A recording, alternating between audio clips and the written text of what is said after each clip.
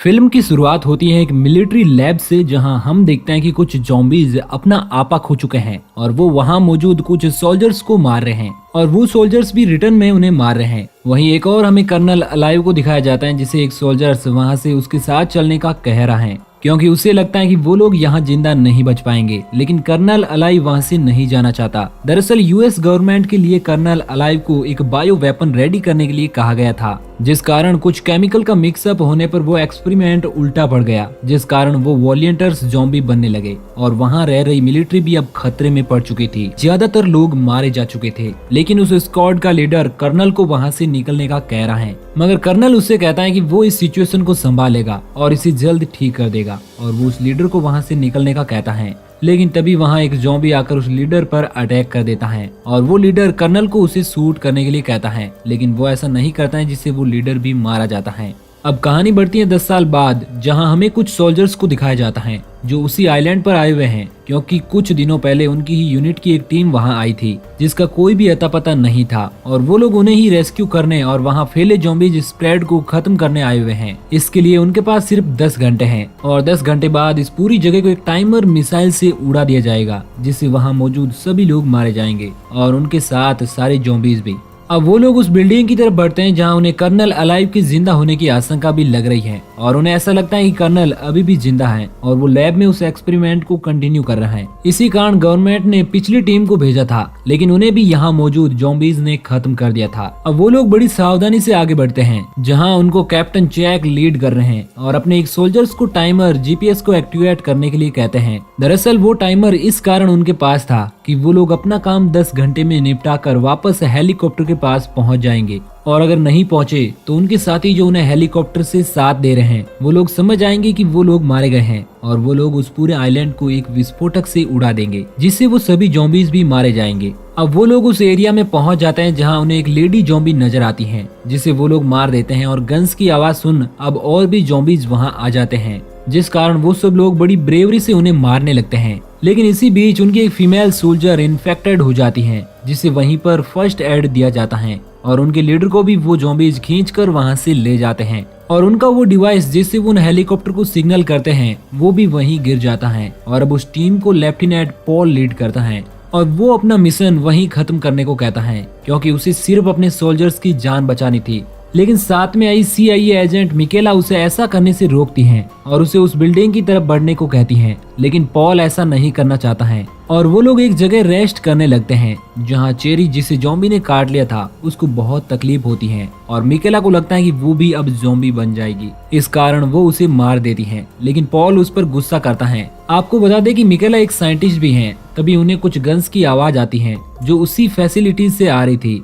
अब कहानी बढ़ती है आगे, जहां पॉल मिकेला की बात मान लेता है और वो लोग उस फैसिलिटी में पहुंचते हैं जहां पर बहुत ज्यादा सन्नाटा होता है। तभी कुछ दूर चलने पर उन्हें वहां बहुत सारे ज़ॉम्बीज घेर लेते हैं, जिन्हें वो खत्म करके आगे बढ़ते हैं और जैसे ही वो लोग उस फैसिलिटी के अंदर घुसते हैं उन्हें हर एक फ्लोर पर ज़ॉम्बीज मिलते हैं, जिन्हें मारते हुए वो लोग आगे बढ़ते हैं और उस लैब की तरफ बढ़ते हैं और इसी बीच उन्हें उस खोई हुई टीम के 2 मेंबर मिलते हैं जिन्हें आर्मी ने पहले भेजा था। अब वो सोल्जर उन सबको आगे ले जाते हैं जहां उनकी मुलाकात होती है डॉक्टर अलाइव से, जो उन्हें अपनी लैब में ले जाता है और हमें यही पता चलता है कि मिकेला अलाइव की बेटी है। अब अलाइव उन सबको उसकी रिसर्च के बारे में बताता है कि वो इस आइलैंड पर क्यों आया था। वो बताता है कि उसे सरकार ने एक बायो वेपन की खोज करने के लिए यहाँ रिसर्च के लिए भेजा था, जिसमें उसके साथ उसके कुछ साथी और कुछ वॉलंटियर्स भी थे। लेकिन जब वो एक्सपेरिमेंट फेल हो गया तो इस दौरान उसके सभी साथी मारे गए और वो ज़ॉम्बीज बन गए। अलाइव उन्हें बताता है कि वो लोग एबोला वायरस से एक खतरनाक बायो वेपन बना रहे थे, जिसकी परमिशन उन्हें गवर्नमेंट ने ही दी थी।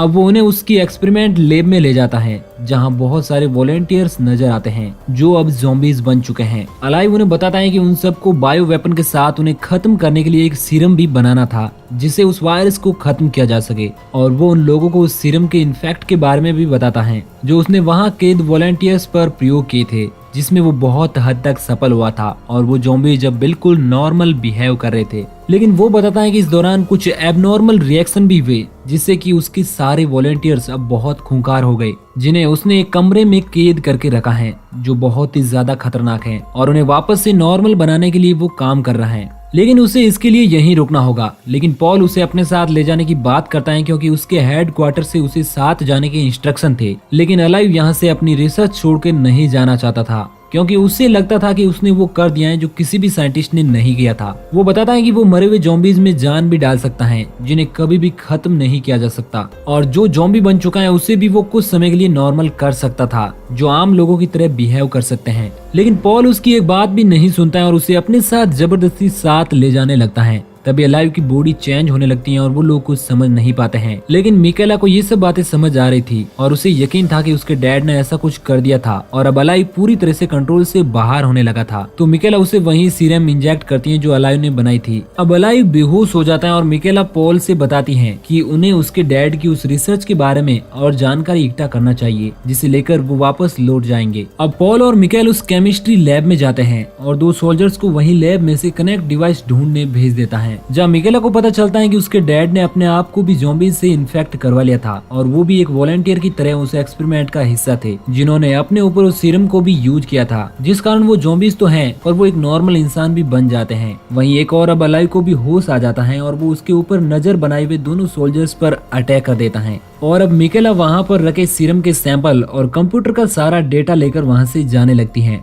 लेकिन तभी वो देखते हैं कि जब मिकेला उस कंप्यूटर को यूज कर रही थी तभी उसने अपने हाथों की मिस्टेक से उन खूंखार ज़ॉम्बीज की सेल को ओपन कर दिया था। लेकिन वो अब उस सिक्योरिटी सिस्टम को कैसे क्लोज करे उन्हें समझ नहीं आता है और वो लोग वहाँ से आगे बढ़ते हैं। वहीं एक और जो सोल्जर्स कम्युनिकेशन गैजेट ढूंढने गए थे अब उन पर भी कुछ ज़ॉम्बीज अटैक कर देते हैं, लेकिन वो किसी तरह उनसे बचकर वापस लौटते हैं, जहां उन्हें उनके साथी और अलाइव भी नजर नहीं आता है। और वो सीसीटीवी में देखते हैं कि उनके साथी एक जगह पर कैद हैं और वो दोनों उसी ओर भागते हैं जहां अलाइव उन्हें भी सरेंडर करने को कहता है। वहीं एक और मिकेला और पॉल भी आगे बढ़ते हैं और वो लोग भी अब अलाइव के पास पहुंच जाते हैं, जहां पर वो देखते हैं कि सोल्जर पग को अलाइव ने बांध रखा है। ऐसा देखकर मिकेला उस पर बहुत ज्यादा गुस्सा करती है और वो उसे खोलने लगती है, लेकिन अलाइव उसे खोलने से मना करता है और बताता है कि उसने उसे भी इन्फेक्ट कर दिया है और उसे भी सीरम से इंजेक्ट कर दिया है और वो भी अब ज़ॉम्बी बन जाएगा। ये सुनकर पॉल को अलाइव पर बहुत ज्यादा गुस्सा आता है और अब मिकेला भी अपने डैड से नफरत करने लगी थी क्योंकि अपनी रिसर्च के लिए अलाइव ने सारी हदें पार कर दी थी, क्योंकि उनके पास कोई भी जिंदा वॉलंटियर नहीं बचा था। तो उसने पग को भी उस एक्सपेरिमेंट का हिस्सा बना लिया। अब पग को तकलीफ में देखकर पॉल उसे मार देता है और अलाइव सीसीटीवी में देखता है कि वो सारे खूंखार ज़ॉम्बी जो सेल से बाहर आ गए हैं, जो बहुत ही ज्यादा खतरनाक हैं। अगर उन्हें खत्म नहीं किया गया तो वो लोग यहाँ पर की उनकी मेहनत पर पानी फेर देंगे और उन सबको भी खत्म कर देंगे। अब वो सारे लोग अलाइव को लेकर हेलीकॉप्टर की तरफ बढ़ते हैं,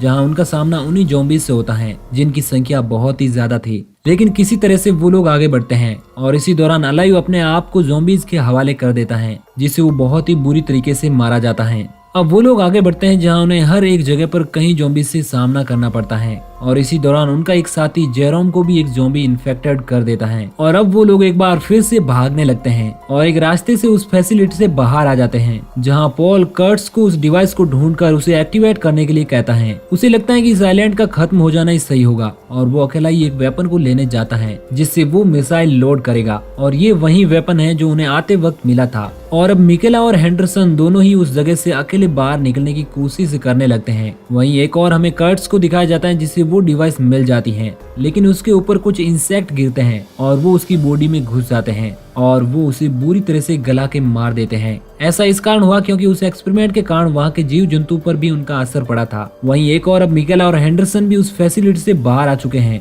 और वो लोग हेलीकॉप्टर की तरफ बढ़ते हैं, लेकिन उन्हें रास्ते में बहुत सारे ज़ॉम्बीज मिलते हैं और इस दौरान वो ज़ॉम्बीज हेंडरसन को भी इन्फेक्ट कर देते हैं और अब हेंडरसन मिकेला को अपने आप को खत्म करने के लिए कहता है और मिकेला भी ऐसा ही करती है। वहीं एक और हम देखते हैं कि अलाइव अभी भी जिंदा है और वो एक ज़ॉम्बीज की तरह दिख रहा है और अब मिकेला देखते हैं कि वो भी इन्फेक्टेड हो चुकी है, लेकिन वो अपने आप को खत्म नहीं करती है और वो सीरम को अपनी बॉडी में इंजेक्ट करती है जिसे वो लैब से लेकर आई थी। उसे बहुत ज्यादा तकलीफ होती है लेकिन वो ये सब सह लेती है। वहीं एक और पॉल उस वेपन को लेकर हेलीकॉप्टर की तरफ बढ़ रहा था, जहां उसे उसका कैप्टन चैक नजर आता है जो कि अब ज़ॉम्बी बन चुका था। पॉल उसे भी मार के आगे बढ़ता है। इसके बाद हम देखते हैं कि अब मिकेला भी पूरी तरह से ज़ॉम्बी बन चुकी है, जो ज़ॉम्बीज को खत्म करने लगती है, लेकिन एक ज़ॉम्बी उस पर भारी पड़ता है और उसे मारने वाला होता है। तभी वहाँ पर अलाइव आ जाता है और वो उस ज़ॉम्बी को बहुत ही बुरी तरीके से मारने लगता है। वहीं एक और मिकेला वहां से उस हेलीकॉप्टर की तरफ बढ़ने की कोशिश करती हैं, क्योंकि वो पॉल को सीरम देना चाहती थी जो सरकार के लिए बहुत ज्यादा काम आ सकती थी। और अब वहां पर पॉल भी आ जाता है और वो मिकेला को अपने साथ चलने के लिए कहता है। लेकिन जब वो देखता है कि मिकेला भी अब ज़ॉम्बी बन गई है तो उसे बहुत ज्यादा दुख होता है